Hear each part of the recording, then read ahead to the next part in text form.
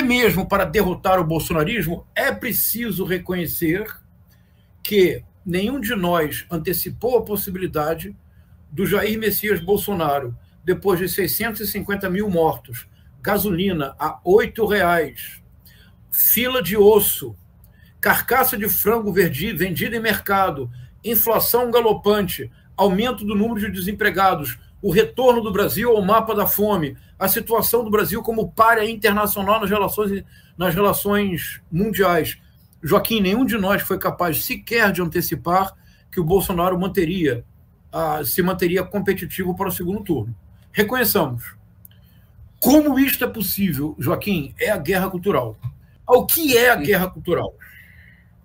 A guerra cultural é a ponta de lança da extrema-direita transnacional.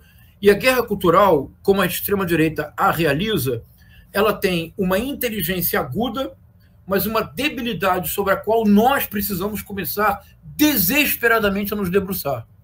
Qual é a inteligência aguda da extrema-direita transnacional traduzida na guerra cultural?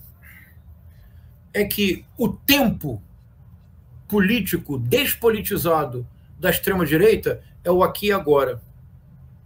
É o que o Walter Benjamin chamava de Jetztheit. O Haroldo de Campos traduziu como agoridade.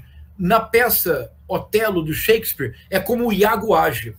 Há um momento na peça que o Iago diz assim, em fileira, ele fala now, even now, very now, agora, agora mesmo, agora exatamente.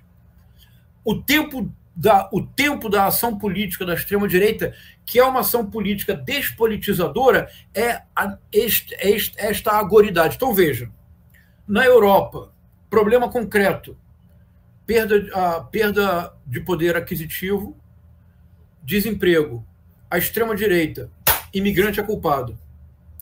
Nos Estados Unidos, problemas com emprego, com inflação, os latinos são culpados, build the wall, ou a culpa é das universidades progressistas, vamos abolir esta ou aquela disciplina. No Brasil, nós temos um problema enorme no Brasil, que é um problema civilizatório, que o próximo governo vai ter que ter coragem de enfrentar. Veja, morre no Brasil, Joaquim, todos os anos.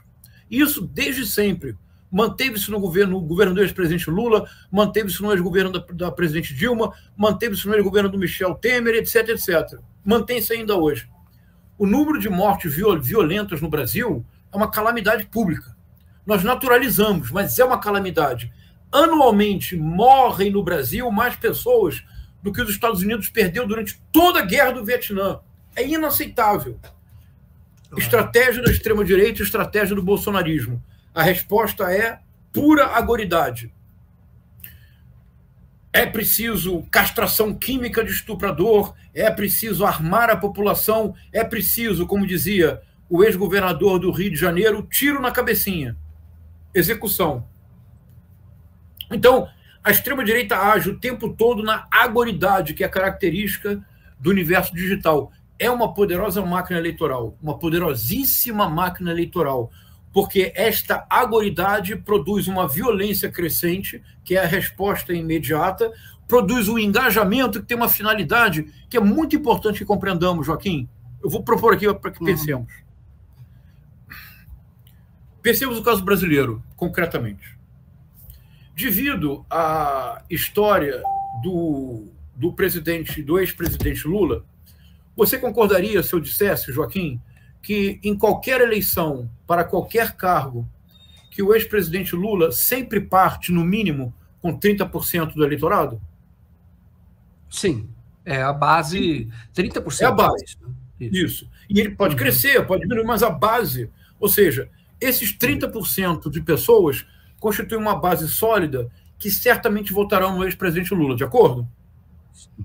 Perfeito. Hoje, o Bolsonaro possui como uma base que parece sólida algo em torno de 25%. Você concorda?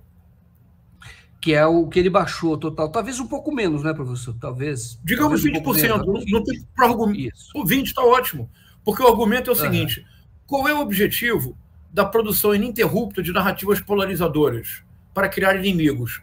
Vamos pensar juntos, Joaquim. Não pode ser os 30% que votarão no Lula em qualquer circunstância. De acordo?